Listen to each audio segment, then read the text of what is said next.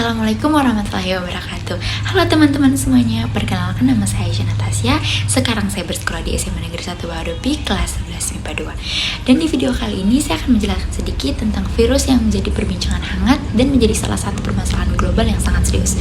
Apalagi kalau bukan COVID-19. Dan di video kali ini saya akan membahas tentang apa sih COVID-19 itu, bagaimana cara penularannya, apa saja gejala-gejalanya, apa saja dampak COVID-19, dan bagaimana cara pencegahannya.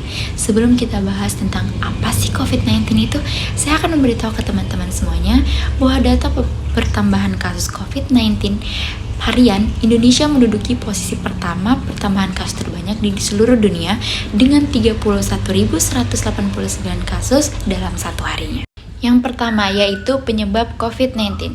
Wabah COVID-19 yang berasal dari sekelompok kasus pneumonia manusia di kota Wuhan, Cina sejak akhir Desember 2019. Gejala dari pasien meliputi demam, nyeri otot, batuk kering, dan sesak napas yang didiagnosis sebagai gejala infeksi virus pneumonia. Awalnya penyakit itu disebut pneumonia Wuhan karena gejala yang mirip dengan pneumonia. Hasil sequencing genom menunjukkan bahwa agen penyebabnya adalah coronavirus baru. Organisasi Kesehatan Dunia atau WHO untuk sementara menamai virus baru 2019 novel coronavirus atau 2019 nCoV pada 12 Januari 2020 dan kemudian secara resmi mengubahnya menjadi penyakit coronavirus atau COVID-19 pada 12 Februari 2020. Penyakit COVID-19 yang disebabkan oleh virus SARS-CoV-2 atau yang dikenal juga dengan coronavirus masih satu keluarga dengan coronavirus penyebab wabah penyakit pernapasan, yaitu SARS dan MERS. Ketiga wabah ini memiliki kecepatan infeksi yang berbeda dalam menjangkiti para korban. Di antara ketiganya, COVID-19 adalah yang tercepat dan mengakibatkan infeksi antar manusia. Yang kedua, yaitu penyebaran virus SARS-CoV-2. SARS-CoV-2 diyakini sebagai limpahan dari coronavirus hewan yang kemudian beradaptasi dan berpindah penularannya dari manusia ke manusia. Karena virus ini sangat mudah menular, ia menyebar dengan cepat dan terus bermultiplikasi pada populasi manusia. Virus ini dapat menular melalui droplet atau percikan air ludah ketika berbicara atau batuk dan menyentuh wajah setelah menyentuh benda yang diletaki virus. Yang ketiga, varian virus SARS-CoV-2. Yang perlu kalian ketahui tentang virus SARS-CoV-2 terus-menerus mengalami mutasi atau perubahan materi genetik akibat pengaruh lingkungan, sehingga memunculkan beberapa varian yang perlu diwaspadai. Yang pertama, mutasi ini menyebabkan peningkatan laju transmisi atau penyebaran virus. Yang kedua, beberapa varian virus yang dikenal Alpha dari Inggris, Beta dari Afrika Selatan, Gamma dari Brazil, dan Delta dari India. Yang ketiga, varian Delta belakangan menjadi perhatian karena kecepatan transmisinya. Apabila satu orang terkena virus corona varian Delta, virus ini akan menyebar ke 5-8 orang di sekitarnya. Yang keempat, yaitu struktur virus SARS-CoV-2. Virus corona tersusun atas selubung virus yang melingkupi materi genetik di dalamnya dan dilengkapi dengan protein spike yang berfungsi untuk meletakkan diri dengan sel inang. Selubung virus ini tersusun atas lapisan fosfolipid biliar yang dapat dihancurkan dengan sabun.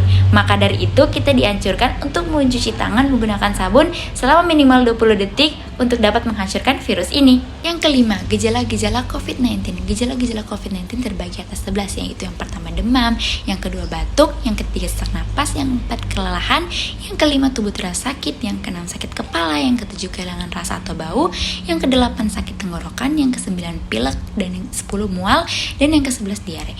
Jika kalian menunjukkan satu dari gejala-gejala ini, segera hubungi penyedia pelayanan kesehatan atau fasilitas kesehatan dan minta bantuan medis. Dan ada juga gejala-gejala yang paling umum, yaitu seperti demam, batuk, kelelahan, kehilangan kemampuan untuk merasa atau untuk mencium bau.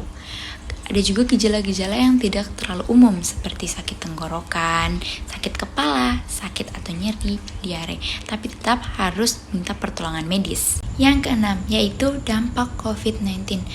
Dampak COVID-19 terbagi atas 3, yaitu dampak pada kesehatan fisik dan psikis.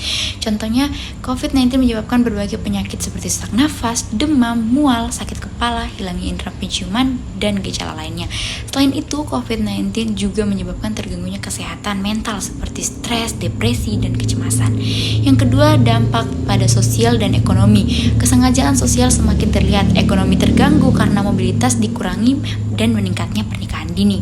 Yang ketiga yaitu dampak pada pendidikan. Kehilangnya kesempatan untuk belajar siswa karena tidak dapat mengikuti pembelajaran secara normal.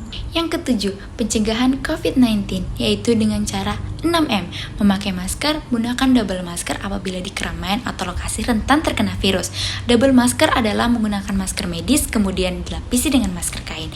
Mencuci tangan dengan sabun minimal 20 detik atau menggunakan hand sanitizer.